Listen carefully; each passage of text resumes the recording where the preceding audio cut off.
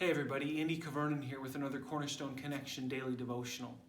You know, one of the words that I've been thinking about recently that's reflective of our society at large here is the word vulnerability.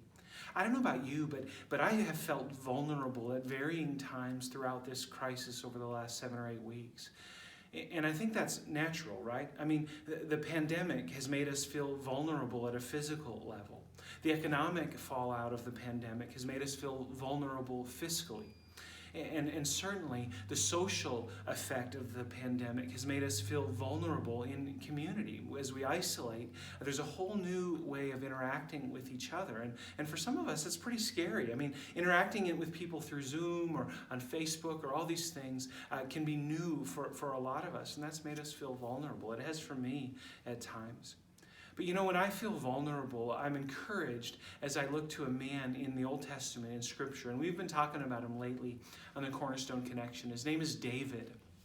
And David made himself vulnerable to the Lord and to the people that he led in a variety of ways throughout his life. We're not going to outline all of those now. But one of the beautiful ways that David made himself vulnerable is found in 2 Samuel chapter 6. And David is bringing the Ark of the Covenant back to Jerusalem, back to the people of God after a long period of it being away. It was exiled into the land of the Philistines. That's another story. But finally, the Ark of the Covenant comes back representing God's presence. And David is overjoyed.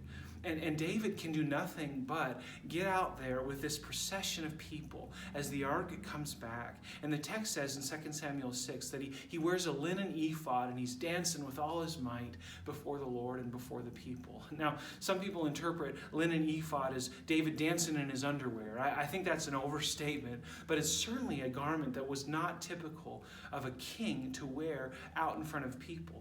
And dancing certainly wouldn't have been appropriate in this honor culture, shame honor culture for a king. But David recognizes the glory of the situation.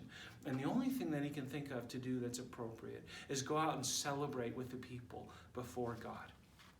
Now, sometimes when we make ourselves vulnerable like David did, we're going to face some criticism, aren't we? David faced some significant criticism from somebody pretty close to him. Her name was Michal, and she was his wife. And she's watching this whole thing take place, and David comes home and he's excited about it. He's excited about what's been happening with God blessing him and the nation. And he shares with Michal, he's ready to bless his household, the text says.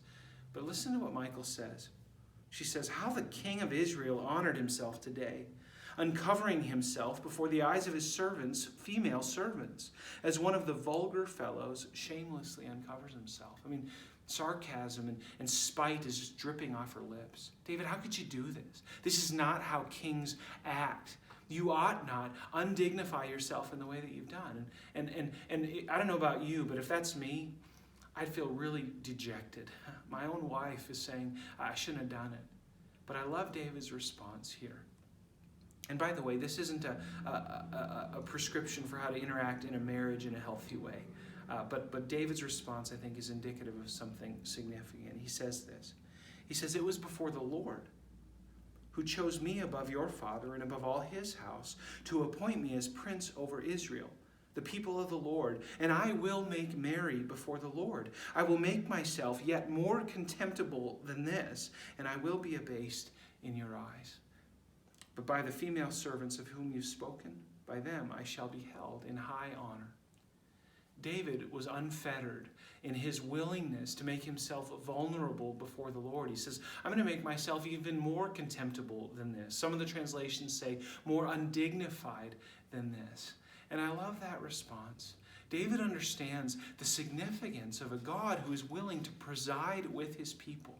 That's what the ark represents. And the only thing he can do is go out and celebrate and trust God for what God is doing. Friends, I wonder, in this day of vulnerability, in a variety of ways, are you willing to trust God in the way that David did? And if that means putting yourself in a situation that feels precarious, that feels a little bit unsure, maybe a lot unsure, but you know that that is what God is calling you to for the benefit of those around you, for his glory, are you willing? I'm asking myself that these days, and I want to say yes, and I hope you do too. Let's make ourselves even more undignified than this, no matter the cost, that the glory of God might be shining brightly during this time through us, his people. God bless you, friends, and let's keep trusting God together. We'll see you soon.